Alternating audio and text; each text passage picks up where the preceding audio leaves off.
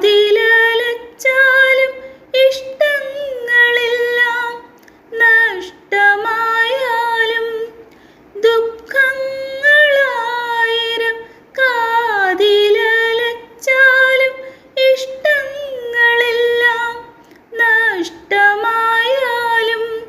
മറക്കുകയില്ലൊരിക്കലും യേശുവേ ഞാൻ. കാൽവരിനാഥൻ എൻ കർത്താവിനെ മറക്കുകയില്ലൊരിക്കലും യേശുവേ ഞാൻ. കാൽവരിനാഥൻ എൻ കർത്താവിനെ. ആത്മാവു നിറയും ആനന്ദമുണരും ആത്മസ്വരൂപൻ വന്നിടുമ്പോൾ അധരങ്ങളുണരും തന്ത്രികൾ മീട്ടും ആമോദമോടെ എന്നും.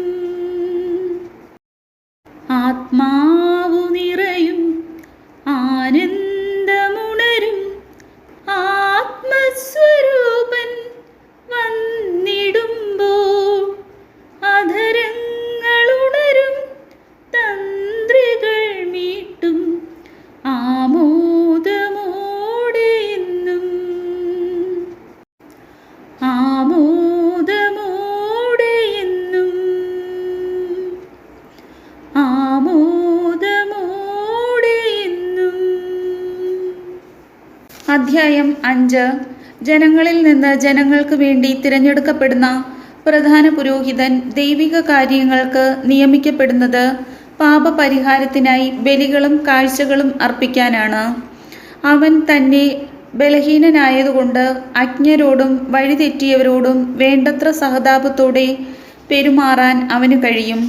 ഇക്കാരണത്താൽ അവൻ ജനങ്ങളുടെ പാപങ്ങൾക്ക് വേണ്ടി എന്ന പോലെ സ്വന്തം പാപങ്ങൾക്ക് വേണ്ടിയും ബലി സമർപ്പിക്കാൻ കടപ്പെട്ടിരിക്കുന്നു. അഹ്റോനെ പോലെ ദൈവത്താൽ വിളിക്കപ്പെടുകയല്ലാതെ ആരും സ്വയം ഈ ബഹുമതി ഏറ്റെടുക്കുകയല്ല. അതുപോലെ തന്നെ ക്രിസ്തുവും പ്രധാന പുരോഹിതനാകുന്നതിന് തന്നെ തന്നെ മഹത്വപ്പെടുത്തിയില്ല. നീ എൻ്റെ പ്രിയപുത്രനാണ്, ഇന്ന് ഞാൻ നിനക്ക് ജന്മമേകി എന്ന് അവനോട് പറഞ്ഞവൻ തന്നെയാണ് അവനെ മഹത്വപ്പെടുത്തിയത്. അവിടുന്ന് വീണ്ടും പറയുന്നു, മെൽക്കീസേദെക്കിൻ്റെ ക്രമപ്രകാരം നീ എന്നേക്കും പുരോഹിതനാണ്. തൻ്റെ ഐഹിക ജീവിതകാലത്ത് ക്രിസ്തു മരണത്തിൽ നിന്ന് തന്നെ രക്ഷിക്കാൻ കഴിവുള്ളവന് കണ്ണീരോടും വലിയ വിലാപത്തോടും കൂടെ പ്രാർത്ഥനകളും യാചനകളും സമർപ്പിച്ചു. അവൻ്റെ ദൈവഭയം മൂലം അവൻ്റെ പ്രാർത്ഥന കേട്ടു. പുത്രനായിരുന്നിട്ടും തൻ്റെ സഹനത്തിലൂടെ അവൻ അനുസരണം അഭ്യസിച്ചു. പരിപൂർണനാക്കപ്പെട്ടതുവഴി അവൻ തന്നെ അനുസരിക്കുന്നവർക്കെല്ലാം നിത്യരക്ഷയുടെ ഉറവിടമായി. എന്തെന്നാൽ മെൽക്കീസേദെക്കിൻ്റെ ക്രമപ്രകാരം അവൻ പ്രധാന പുരോഹിതനായി ദൈവത്താൽ നിയോഗിക്കപ്പെട്ടു. വിശ്വാസത്യാഗത്തിനെതിരെ. ഇതേക്കുറിച്ച് ഇനിയും ധാരാളം ഞങ്ങൾക്ക് പറയാനുണ്ട്. നിങ്ങൾ ഗ്രഹിക്കുന്നതിൽ പിന്നോക്കമായതുകൊണ്ട് അതെല്ലാം വിശദീകരിക്കുക വിഷമമാണ്. ഇതിനകം നിങ്ങളെല്ലാവരും പ്രബോധകരാകേണ്ടിയിരുന്നവരാണ്. പക്ഷേ ദൈവവചനത്തിൻ്റെ പ്രഥമ പാഠങ്ങൾ പോലും നിങ്ങളെ വീണ്ടും പഠിപ്പിക്കാൻ ഒരാൾ ആവശ്യമായിരിക്കുന്നു. നിങ്ങൾക്ക് പാലാണ് ആവശ്യം, കട്ടിയുള്ള ഭക്ഷണമല്ല. പാല് കുടിച്ച് ജീവിക്കുന്നവൻ നീതിയുടെ വചനം വിവേചിക്കാൻ വൈദഗ്ധ്യമില്ലാത്തവനാണ്. എന്തെന്നാൽ അവൻ ശിശുവാണ്. കട്ടിയുള്ള ഭക്ഷണം പക്വത വന്നവർക്കുള്ളതാണ്. അവർ തങ്ങളുടെ ശക്തിവിശേഷങ്ങളുടെ പരിശീലനത്താൽ നന്മ തിന്മകളെ വിവേചിച്ചറിയാൻ കഴിവുള്ളവരാണ്. കർത്താവിൻ്റെ വചനം.